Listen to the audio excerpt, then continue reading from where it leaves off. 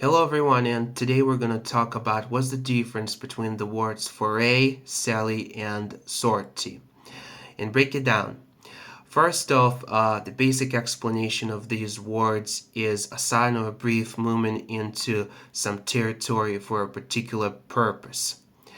And all of these words can be both a noun and verb. Let's start with foray. Foray means that someone or somebody is going to some territory, area, region, etc. to get some information, intelligence, data, or you can say provisions, and the list can be continued. When it comes to a sally, the best explanation is trying to imagine a castle, a medieval castle that is besieged by the enemy forces from the outside, and the soldiers inside of the castle's walls trying to figure out or make a plan how to break through, how to push the enemy forces back. And to get this done, to accomplish this task, they need to get outside of the castle, and that is called the sally.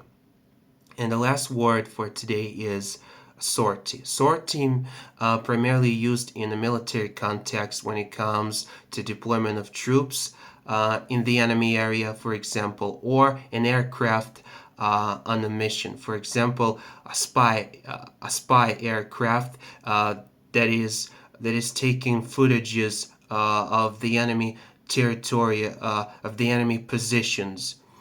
And that's my explanations of all these three words.